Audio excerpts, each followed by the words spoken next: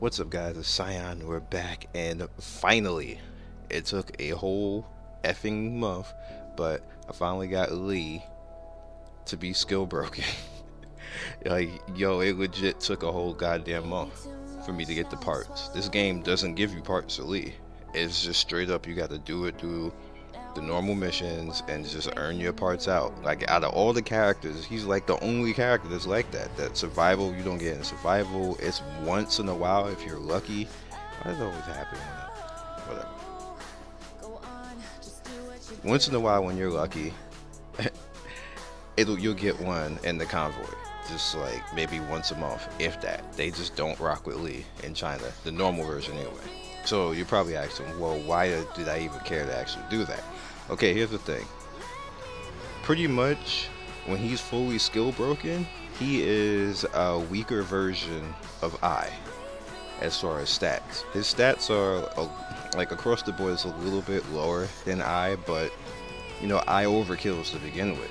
So if I overkills and you get Lee to the same type of stats, he pretty much can do the damn near the same type of thing.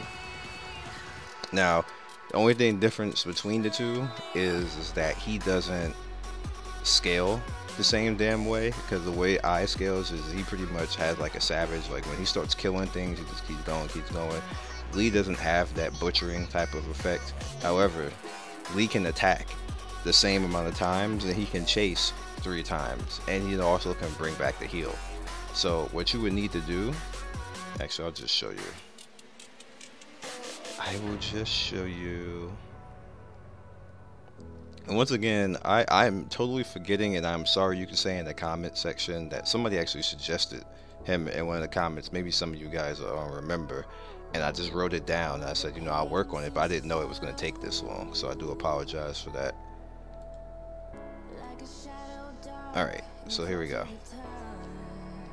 What you actually need to do to make this work overall is you need to skill break, and when you skill break, what ends up happening, well, but this particular one is he'll when you skill break to Y over here, if you just take this this bonus right here and then skill break it into this one, what happens is he'll end up, it's interesting, he'll get 60% of all the damage back on his life. Now you can do a few things with this. You don't necessarily have to do that, because you can use Lightning Bane to get that effect, and you can use Guy.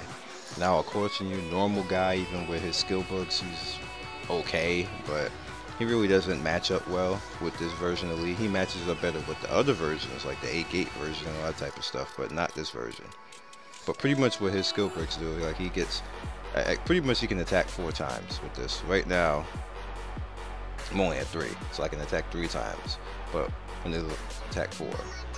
Extra increase combo, and then cause a 5 combo. Have a chance to know to cause 5 combo. So that's what that does.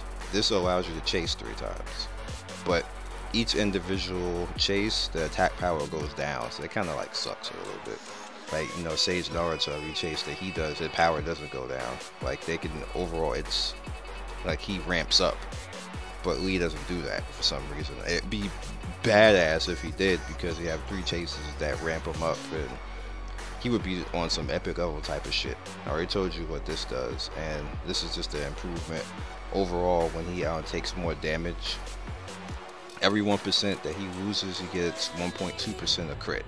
So that just, you know, increases over what you have right here. You see, now it just goes up by it. So that's all it really does.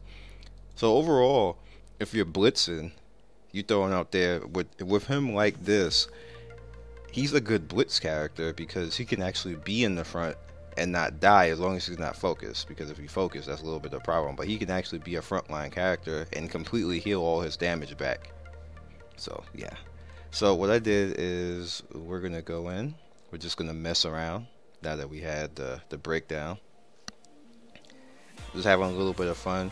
And you guys know, let me know what you think. Let me know anything else. Like I said, just keep giving me this build stuff just to have fun with. I am appreciating it, because it's definitely fun, interesting to actually do.